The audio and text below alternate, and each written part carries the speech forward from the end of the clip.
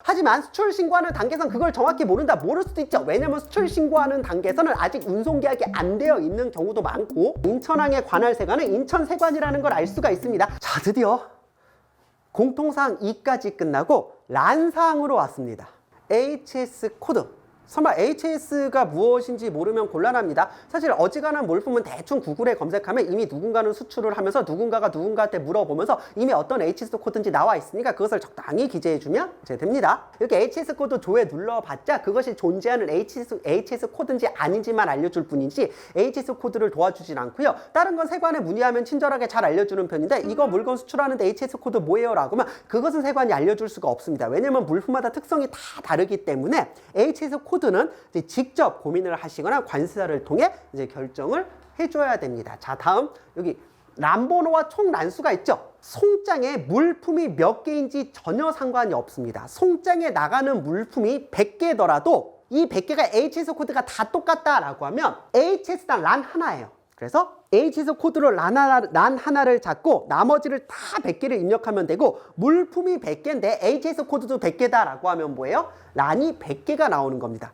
1란에 이제 HS 코드 하나 기재하고, 이제 물품명세 기재하고, 그 다음에 2란에 또 HS 코드 기재하고, 이제 물품명세 기재하고, 이런 식으로 대부분은 란이 하나일 겁니다. 란이 복수일 경우는 제가 다시 설명을 드리도록 하겠습니다. 자, 그러면 HS 부호, HS 코드는 알아서 잘 결정하셨을 거라 믿고, 요거. 자동 선정 여부. 대부분 무시하시면 돼. 자동 선정 여부란 무엇이냐? 원래는 수출 신고가 수리되고 30일 이내 적재가 돼야 됩니다. 30일 이내 적재가 되었다는 걸 어떻게 알 수 있냐? 운송인이 이제 세관에 이제 적하 목록을 제출해야 알 수가 있습니다. 하지만 적하 목록을 제출하지 않아도 되는 물품들이 있어요. 대표적으로 뭐가 있습니까? 공 컨테이너요.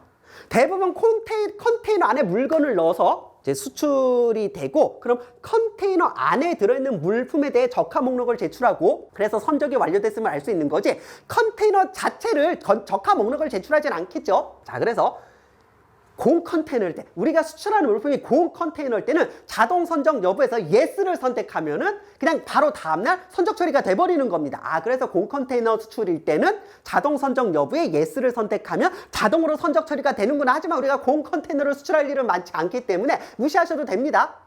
자, 그래서 이게 2018년쯤, 그러니까 이게 수출 신고가 뭐가 어렵냐면, 매년 이제 수출입과 관련된 이슈가 발생하면서 신고서의 내용이 조금씩 추가되는 거야. 2018년 공지사항 보시면 수출 신고 관련 서식이 변경되므로 업무에 참고하시기 바랍니다. 예를 들어 8609-005로 수출 신고하는 경우 컨테이너죠. 컨테이너 자동 선적 대상 yes와 비대상 n으로 구분하여 신고할 수 있도록 개선. 그래서 자동 선적 대상에 yes를 선택했으면 기존처럼 수리후 이게 자동 선적 처리가 되는 거고, N으로 선택하면 적하 목록을 제출해야만 선적사항을 이행하는 것이고, 그 외 HS일 경우 입력할 필요 없다라고 이미 설명이 다 되어 있기 때문에 그러니까 이런 거를 좀 아셔야 된다라는 겁니다. 자, 다음 수출 물품명, 거래 품명. 이것도 헷갈려. 아니, 그냥 물품 품명이면 품명이지 뭐냐. 수출 물품명은 HS 코드를 기준으로 한 표준 품명을 입력하는 것이고, 거래 품명은 송장의 물품명을 입력하는 겁니다. 자, 이렇게 보시면 돼요. 예를 들어 게임기를 수출한다라고 했을 때 9504-501-0002죠. 그러면 HS 코드 10단위로 검색하면 뭐라고 돼 있어요? 비디오 게임스 오브 카인드 유즈드 위드 텔레비전 리시버라고 하지. 이게 표준 품명이거든요. 그러니까 수출 물품명은 이렇게 HS 코드로 조회했을 때 나오는 물품명을 기재하면 되고, 이게 너무 길어서 입력이 안 될 때는 적당하게 줄여서 기재할 수 있습니다. 어느 정도 유도리는 있어요. 어찌됐건 수출 물품명은 HS 코드를 검색했을 때 나오는 그 품명을, 그리고 거래 품명은 뭡니까? 실제 내 송장상의 품명, 송장상의 품명은 뭐라고 돼 있어요? 비디오 게임스 포 TV라고 돼 있죠. 그럼 송장의 물품명을 입력하는 거. 자, 그래서 수출 물품명은 HS 코드를 기준으로 한 물품명, 거래 품명은 뭐가 됐건 송장에 기재된 물품명을 기재해 주시면 되고, 이게 만일 명품 브랜드가 있는 것이다 라고 하면 상표명을 기재해 주셔야 됩니다. 그래야 상표법도 보호받을 수가 있고, 상표법을 위반한 그 짝퉁 같은 거 있죠. 이런 것들의 밀수출입을 방지하고 관리를 할 수가 있기 때문에 상표가 있는 것들은 상표명을 입력해 주면 되고, 저희는 명품 브랜드일 때는 상표명을 다 입력을 해줍니다. 자, 다음 순중량 단위, 이제 포장 개수를 보도록 하겠습니다.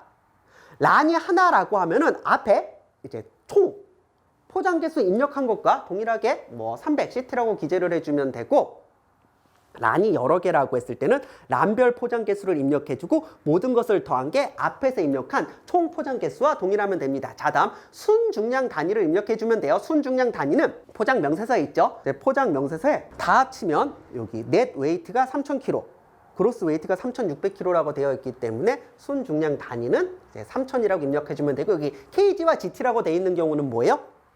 킬로그램일 경우는 kg로 입력하면 되고, 기타 수량일 경우에는 다 gt로 입력하면 됩니다. gt는 마법의 단어. gt가 기타 셀 수 없는 모든 수량 단위를 다 포함하는 개념. 그러니까 모르면 gt야. 자, 다음에 요 신고 수량 잘 보세요.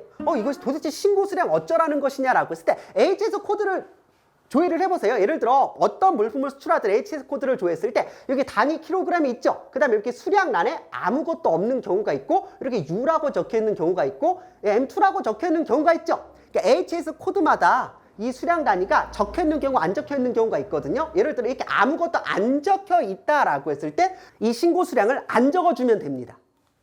하지만 이렇게 U라고, 예를 들어 게임기는 신고 수량에 U라고 돼 있죠. 그럴 때는 뭐예요? 신고 수량 게임기 3,000개죠. 3,000개를 해서 U라고 기재를 해주셔야 되고, 예를 들어 리놀륨 같은 것들은 예를 들어 M2라고 되어 있거든요. 이 경우에는 뭐예요? 요 신고 수량에 M2라고 적고 실제 수량을 적어주면 됩니다. 그래서 신고 수량은 HS 코드 10단위로 조회를 했을 때 딱 코드가 있을 겁니다. 이 코드로 신고 수량을 적어라 안 적어라 말이 나올 테니까 적으라고 하면 적으면 됩니다. 사실 뭐 유닛 패스를 통해 신고할 땐 조금 더 신경을 써주셔야 되고, 저희는 생각해보니까 한 번도 이런 것들을 신경 써본 적이 없는 게, 어차피 관세아들 전용 프로그램은 HS 코드를 기재하면 알아서 필요한 경우 자동 입력이 되기 때문에 생각해보니까 신경 쓴 적이 별로 없었던 것 같아. 자, 다음 란상의 중단 부분을 볼게요. 재수출 면세 물품이 관세법에서 말하는 그 재수출 면세 대상 물품의 한 물품, 그걸 말하는 게 아니라 수입됐던 물건이 이제 재수출이 되면서 결국 관세를 환급받아야 되는, 그래서 결국 수입됐던 물품에 관세를 환급해줘서 관세가 면제되는 그런 상황을 다 적으라는 거죠. 대표적으로 뭐가 있습니까? 내가 물건 구매했는데 이게 계약과 다른 물건이 와가지고, 자, 그래서 애초에 수입신고 단계에서 발견을 해서 이제 수입신고를 하지 않고 돌려보내면 상관없는데, 이때는 반송이죠. 내가 수입신고를 했어. 관세를 납부해서. 그래서 물건을 열어봤더니 계약과 다른 물품이다라고 하면 그 물건을 돌려보내고 납부한 관세를 돌려받아야 되는 거죠. 그럴 때 얘기하는 겁니다. 이 물건은 이미 수입된 물품을 다시 내보내는 것이다 라고 했을 때는 수입신고 번호를 줬고, 왜냐면 수입신고도 란이 여러 개가 있을 수 있죠. 그 중에 어떤 것이 재수출되는 것인지를 기재하면 됩니다. 들어온 물건 다시 내보내면서 관세를 환급받아야 되는 경우가 아니다라고 하면은 뭐 크게 신경 쓸 일은 없을 거고요. 그다음에 송장 부호를 적으시면 됩니다. 송장 번호 임의로 송장마다 송장 번호가 있죠. 그 송장 번호를 작성해 주면 됩니다. 대부분은 이제 송장 번호를 기준으로 이제 필증 관리를 좀 하기 때문에, 그러니까 저희도 그거죠. 이 송장 보고 이 송장 수출신고 어떻게 됐지라고 송장 번호를 검색하면 거기에 매칭되는 수출신고서가 나오는 그런 개념이기 때문에 송장 번호는 가능하면 정확하게 적어주면 되고, 제가 메뉴를 찾아봤더니 물품 명세가 50개가 넘어갈 때는 뭐 송장 번호를 그때는 필수로 적어야 된다라고 규정하고 있습니다. 뭐 사실 뭐 그게 아니더라도 송장 번호는 적어주는 게 나중에 관리하기가 이제 편할 겁니다. 어태치 여부는 물품이 대부분은 뭐 송장 물품 명세라고 해봤자 뭐 10개 이내겠죠. 정확하게 신고세는 99개까지밖에 기재할 수가 없습니다. 99개가 넘어가면은 이제 첨부 파일로 좀 올려야 되는 거예요. 그래서 내가 물품이 99개가 넘어간다라고 했을 때는 어태치 여부에 yes라고 해서 이제 첨부 파일을 올려주면 됩니다. 뭐 사실 뭐 저희 관세사들이 이거 한 번도 신경 써본 적이 없는 게, 어차피 엑셀 파일을 불러오기 해서 집어넣어버리면은 99개가 넘어가면 알아서 어태치 yes로 바뀐 다음에 첨부 파일로 바뀌기 때문에 저는 뭐 한 번도 신경 써본 적이 없는데, 유니패스로 신고를 할 때는 혹시 물품 명세가 99개 넘어갈 때 신경 써주시면 되고요. 원산지 국가 필수로 입력해 주시고, 원산지 결정 기준, 원산지 표시 여부는 기재하지 않아도 됩니다. 원산지 표시라는 게 우리나라 대외무역법에 의해 우리나라 수입되는 물품은 우리나라 대외무역법에 반드시 충족을 해야 되고, 우리나라에 수출되는 물품은 수입국가의 법에 따라 이런 원산지를 다 챙겨야 되기 때문에 굳이 수출되는 물품일 경우에는 이런 원산지 결정 기준이나 원산지 표시 여부 신경 쓸 필요 없고, 내가 원산지 증명서를 발급하는 경우에는 yes, 아닐 땐 no, 요 정도만 선택해 주면 될 것 같습니다. 그 아래 란상의 하단, 여기서 이제 실제 물품 명세를 입력해 주면 됩니다. 송장 잘 보세요. 그냥 임의의 송장입니다. 이제 비디오 게임스 포 TV라는 이제 물품명이 있죠. 송장 물품명이 있고요. 그래서 플레이스테이션이 있고 엑스박스가 있다라고 했을 때 요거 그대로 하나씩 입력해주면 돼요. 요거 뭐 플레이스테이션 1000개, 뭐 개당 500불, 그래서 50만 불. 뭐 엑스박스 2000개, 개당 500불, 뭐 100만 불. 뭐 이런 식으로 그대로 입력해주면 됩니다. 뭐 플레이스테이션, 엑스박스, 뭐 1000개, 2000개 수량 금액 입력해주면 되고, 성분 내용 같은 경우에는 예를 들어 화학 제품이나 이런 것들은 세관이 성분을 확인해야 될 필요 있습니다. 이게 제대로 된 코드로 신고되는 게 맞는지, 특히 세관장 확인 대상이라고 하면은 이 성분까지 제대로 기재를 해줘야 세관이 충분히 심사를 할 수 있죠. 그런 것들이 아니다라고 하면 화학 제품 아니고 세관장 확인 대상 아니다라고 하면 성분 내용이나 이런 것들은 무시하면 되고, 이제 제품 번호도 딱히 기재할 필요가 없습니다. 이렇게 모델 및 규격까지 기재를 하고 추가 버튼을 누르면 이렇게 추가가 됩니다. 여기서 하나 또 말씀드릴 게 있어요. 이거 잘못 입력해서 수정해야 될 때는 어떻게 하지? 라고 했을 때는 난 이게 이해가 안 가. 수정 버튼을 누르고 수정을 하고 그래야 될 것 같지? 아니에요. 요 상태에서 그대로 수정을 합니다. 직접 수정을 하고 수정 버튼을 누르면 수정이 완료되는 거야. 이게 진짜 헷갈립니다. 자, 그래서 수정할 때는 어떻게 해요? 직접 수정하고 마지막에 수정 버튼을 눌러야 수정이 되는 거고요. 그럼 내가 요 상태에서 란을 하나 추가해야 될 때는, 내 HS 코드가 하나 더 있어가지고 란을 하나 추가해야 될 때는 어떡하냐? 여기서 란 하나 추가되는 물품 여기서 기재해서 추가 버튼 이런 거 누르면 오류 뜰 겁니다. 일단 내가 란을 추가해야 된다라고 하면 초기화 버튼을 누르세요. 그럼 여기에 내용이 삭제되거든요. 그리고 다시 여기에 새로운 내용을 집어넣고 추가 버튼을 누르면 란이 하나 추가될 겁니다. 나 그러니까 왜 이렇게 불편하게 해놨나 모르겠어 진짜. 자, 이렇게 볼게요. 예를 들어 지금 플레이스테이션과 이제 엑스박스의 HS 코드가 같은데, 만일 90450, 1000, 950, 9000으로 두 개가 다르다라고 가정을 할게요. 그러면 플레이스테이션으로 란이 하나 나오고 엑스박스로 란이 하나 나와야 됩니다. 그럼 이렇게 되는 거예요. 맞죠? 여기 90450, 1000으로 란이 하나 나왔고 90450, 9000으로 란이 하나 나와서 90450, 1000에는 란별로 쪼개서 넣어야 되죠. 100박스 1000kg, 그 다음에 신고 수량 1000개, 그 다음에 엑스박스는 200박스 2000kg, 신고 수량 2000개. 물론 신고 가격은 FOB 가격을 기준으로 알아서 이제 입력이 되는 것이기 때문에 이건 우리가 직접 입력할 필요가 없습니다. 이런 식으로 쪼개서 입력하면 되고, 그 란상을 모두 합친 게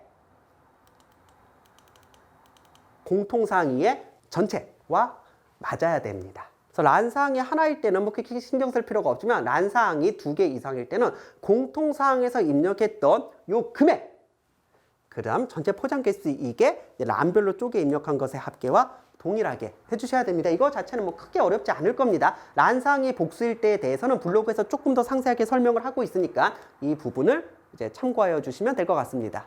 란상의 모델 및 규격 등록까지 했고, 자 이제 빠르게 보겠습니다. 수출 요건 확인 등록이라고 해서 사실 그 통합 공고죠. 통합 공고에 걸려서 이제 수입 신고할 때 이제 요건, 정확하게는 통합 공고이면서 세관장 확인 대상이어서 이제 수입 신고할 때 요건을 충족해야 되는 경우는 반드시 그 요건 신고를 먼저 하고 그 요건 번호를 여기 기재하면 되고, 제가 예를 들어 그 식품 수입 관련 영상을 올려드렸죠. 그런 것들은 이제 식약처에 신고가 끝나서 그 번호를 여기 입력해주면 됩니다. 그 수입할 때는. 그리고 수출할 때 요건이 걸린 것이다 라고 하면 수출 요건 이제 승인이나 허가를 받고 그 번호를 여기 입력해주면 되는데, 사실 글쎄요, 수출할 때 요건이 걸리는 경우는 크게 많지 않기 때문에 뭐 수입할 때는 요 요건란에 많은 것들을 입력하지만 수출할 때는 요 부분을 크게 신경 쓸 필요는 없습니다. 그냥 궁금한 거 하나 말씀드릴게요. 요건 면제와 요건 비대상이라는 개념을 구분해야 됩니다. 이제 요건 대상에 해당되면은 이제 어쨌든 요건 승인을 받고 요건 번호를 입력해야 되지만, 내가 면제 대상이면 요건 번호 입력 안 해도 되고, 요건 비대상이면 요건 번호를 입력 안 해도 되죠.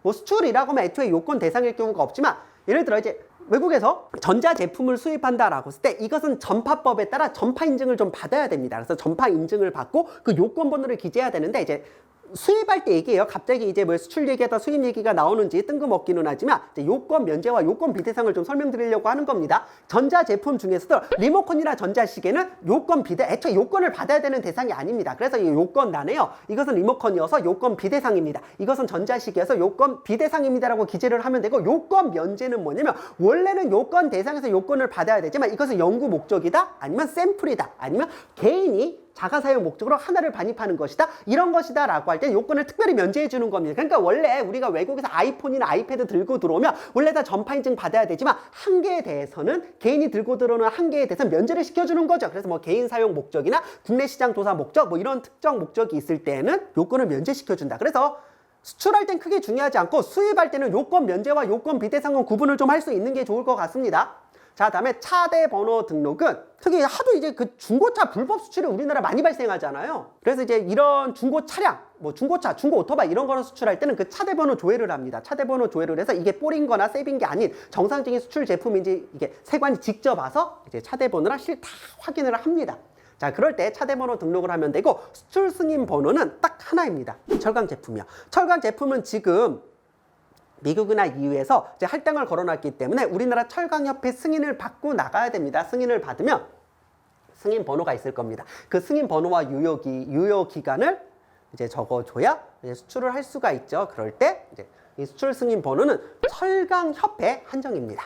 자, 그리고 첨부 파일. 사실 첨부 파일은 의미 없습니다. 저희는 수출 신고할 때 첨부 파일 첨부하는 경우 없어요. 이제 PL 신고, 페이퍼 리스트 신고라고 해서 그냥 신고서 작성해서 전송 버튼 누르면 자동 수리가 됩니다. 그러니까 1초 만에 자동 수리가 되기 때문에 사실 수출은 원칙적으로 검사를 하지 않습니다. 그렇기 때문에 파일을 올릴 필요가 없지만 거의 뭐 첫 수출이다. 아니면 중고 자동차 내는 약간 그런 물품이다라고 했을 때는 이제 검사에 나올 확률이 조금 더 올라가고 아니면 세관이 이제 서류를 좀 제출해보라고 할 수가 있을 겁니다. 서류 제출에 걸리는 경우를 대비해서 서류 제출에 걸리면 나중에 서류 제출하면 되는데 걸릴 것 같으면 그냥 첨부 파일에 미리 올려버리면 됩니다. 참고로 이제 철강협회 수출권은 서류 제출 뜬다라고 합니다. 이제 신고서를 전송하며 세관이 무조건 서류 제출을 하라고 하고 그럴 때는 이제 철강협회 승인서를 반드시 첨부 파일로 넣어야 됩니다. 그래서 유니패스 같은 경우에는 애초에 첨부 파일 란이 있기 때문에 그 서류를 여기 다 첨부해 두시면 됩니다. 그래서 내가 아무래도 유니패스 신고해서 서류 제출 걸릴 것 같다라고 하면은 그냥 여기 송장이나 포장 명세서 있죠? 그냥 다 여기 첨부 파일로 올리시면 됩니다. 아니면 나중에 그냥 신고서 보내고 나중에 서류 제출하라고 하면 나중에 여기 전자신고 유니패스 메뉴에 첨부 서류 사후 제출 있죠? 여기 가서 그냥 사후 제출 하셔도 됩니다. 저희는 대부분 서류 제출 걸리면 여기 첨부 서류 사후 제출 가서 제출을 하는 편이지 애초에 저희 신고서에 관세사 통관 프로그램에 첨부 파일 란이 없어요. 그냥 신고서 보낸대. 나는 이 첨부 파일 란이 유니패스는 왜 있나 모르겠네. 여기까지. 이게 다야. 사실 설명드리고 싶은 내용이 훨씬 더 많은데 이게 줄여서 이 정도입니다. 이제 블로그에는 조금 더 상세하게 설명을 해놨고 아마 이 정도면은 자가 수출을 하는데 이제 아마 크게 어려움이 없을 거라 저는 믿습니다. 그리고 굉장히 무한 도전 같기는 하지만 지금 현재 수입신고 자가통관 어찌됐건 유니패스를 통해 입력하는 방법을 알고는 있어야 내가 면장을 해석하고 그 다음에 이제 담당 관세사가 어떤 서류를 요청했을 때 그 서류를 왜 요구하는지를 알 수가 있게 됩니다. 그래서 제가 지금 유니패스 수입 통관 쪽도 준비하고 있으니까 뭐 기대를 해주시면 좋을 것 같습니다. 사실 지금 이 수출 신고 영상을 만드는데 한 달 걸렸습니다. 이제 원고를 작성하고 하나하나 유니패스 가서 가상으로 입력을 해서 하나하나 캡처를 뜨고 그 다음에 저도 사실 10년 동안 입력을 하지 않았던 그런 부분들에 있어서는 이제 통관을 주력으로 담당하는 이제 동기들한테 전화를 해서 야, 너 혹시 여기 입력해 본 적 있어? 없어? 그럼 여기 매뉴얼 같은 거 없나? 여긴 왜 이런 난이 있는 거지? 하나하나 이제 크로스 체크하면서 이제 만들었기 때문에 시간이 굉장히 많이 걸렸습니다. 어디 가서 요 정도의 신고서를 작성하는 법을 배울 수는 없을 겁니다. 이 신고서 작성을 조금 더 길게 설명한 이유는 사실 관세사무원들 때문입니다. 이제 관세사무소 관세법인에 취업을 해서 첫 업무로 수출 신고부터 시작을 하는데 아무래도 저희가 매우 바쁘다 보니까 요건 요거 저건 요거 빠르게 입력하는 법만 알려드리지 그 로직을 알려드리진 않거든. 그러니까 업무가 너무 재미없어지는 거야. 또 누굴 위해서요? 수석 관세사들이요. 수석 관세사가 이제 관세사가 야 그래도 관세는 내 통관을 할 수 있어야지라고 하는데 통관 잘 안 알려주거든. 너 관세사 됐으니까 빨리 요거해 저거해. 통관할 거면 요거 찍어라고 알려주지 하나하나 꼼꼼하게 설명을 해주는 그런 사수도 없고 또 하나 이제 관세 쪽의 매뉴얼도 굉장히 부족한 편이기 때문에 저는 제가 수석 관세사 때 경험했던 그런 불편함을 저희 후배들이 이제 경험하지는 않았으면 하기 때문에 이 영상이 이제 관세사무소 관세법인의 이제 매뉴얼로서도 이제 활용될 수 있도록 특히 이제 관세사무원이나 이제 수석 관세사들이 이 영상을 보고 수출신고는 저렇게 하는 거구나. 그럼 나도 저걸 참고해서 우리 사무실에서 이제 해봐야지라고 이제 조금 더 업무가 재밌어졌으면 좋을 것 같습니다. 그럼 저는 여기까지 하고 다음에 더 좋은 영상으로 찾아뵙겠습니다. 안녕.